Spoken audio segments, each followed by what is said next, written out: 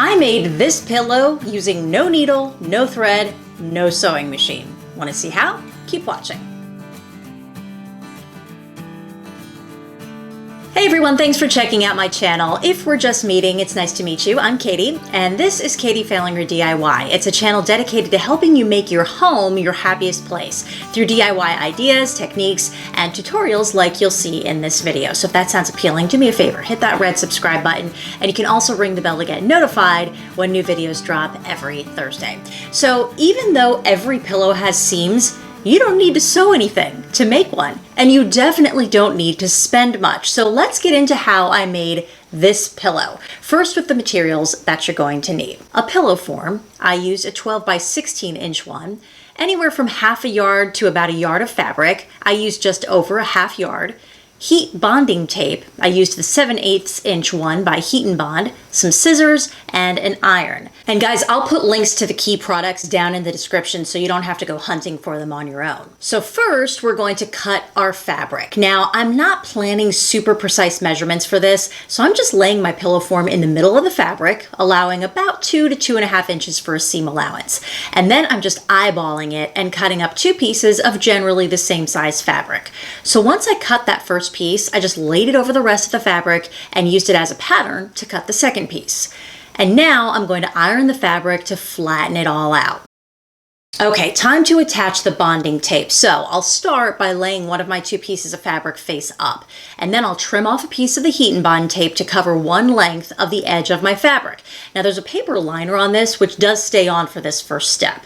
And then with my iron set to medium heat, I'll press down along the length of the tape, pressing each section for 2 seconds and then moving on. And that bonded pretty well. So now I'll continue on to the next side of my fabric, cutting a piece of tape the length of that edge and working my way down by pressing for 2 seconds before moving on.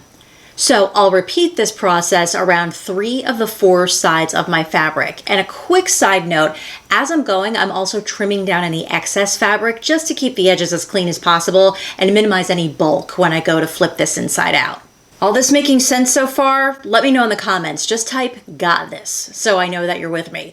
Okay, when I get to the 4th side, it's a little different. I need to leave a space to be able to turn my pillow cover right side out and also stuff in the pillow form. So I'm only going to cut enough tape to cover about 2/3 of this edge, but I'll proceed the same way, pressing for a few seconds with the iron and letting it cool and set. So once the liner has had a chance to cool, I can go back in and peel off the paper liner. And then with the other piece of fabric face up, I'll place my taped fabric on top, face down, and then press and hold my iron down for 6 to 8 seconds to bond the two together. And then repeating that same process, I'll work my way around the rest of the project. Okay, once the bond has had a chance to cool, I'll flip the pillowcase right side out, poking the corners out as much as possible. And then I'll stuff my pillow form into the case. And you should have just this hole open on one side, and that's what we now have to bond together. Now, I have to tell you about a few observations along the way here. I noticed that for some of the seams, the bond held really well and really tightly. However, others didn't hold quite as well. And I think it was because I had a little variation in the heating time with my iron. So as I was working on this, I got interrupted by one of my 4-year-olds. I kept accidentally backing into the washing machine. And as I went to review my footage for editing, I realized I hadn't adhered, no pun intended, to the exact heating time recommendations. And I believe that as a result, the bond didn't hold as well on some sides of my pillow. So just keep that in mind as you work with this adhesive. You really need to stick to the instructions. Yeah? Now, I was able to fix it. I just retaped and rebonded a couple of sections, but you'll save yourself the hassle, obviously, if you do it right the first time around. Okay, we are on that final step.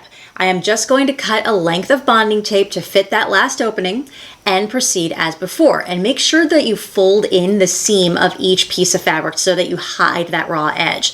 Now, since you're butting up against a pillow form, you're going to need a maneuver to get the iron in there. So peel the paper liner, position the pillow however you need to get the iron placed just right. So that's it. And just like that, you have a quick, inexpensive way to make your own pillow. No needle nor thread required. And just to reiterate, I didn't have as much luck with the bonding tape. I'm still going to display this pillow in my home, but if I were to use this for anything more than purely decorative purposes, I'd probably just go with fabric glue. Don't get me wrong, the heat and bond does work, but especially in a house full of distractions like mine, fabric glue is just the more foolproof method. Plus, it's also the better bet for outdoor fabrics. Now, I actually have 2 video tutorials showing you how to use fabric glue, a no-sew pillow and no-sew curtain. So I will link those both up here and below in the description. But now you know how to make the pillow itself. However, if you want to customize this and take it to the next level, then you should check out my tutorial on how to make a custom stenciled pillow design. I have both a video and printable instructions showing you how to do that, which of course I will also link below. Meantime, if you are all about the DIY vibe, then you need to join my creator community. Nearly 1,300 people have already joined, and it's where you're going to get content exclusive to that group. So the link to sign up is below. And guys, if you like this video, can you do me a favor? Let me know.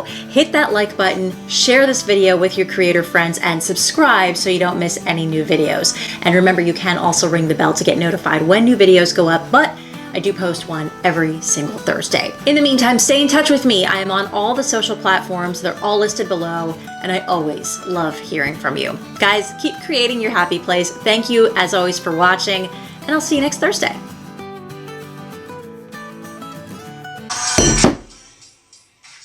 It is a bad idea for me to be walking around barefoot in here. I'll get it this time. It's just the more full. But I do. If we're just meeting, it's nice. Yeah. Hello. I'm making a very great first impression. I think I'm actually ready now. Do.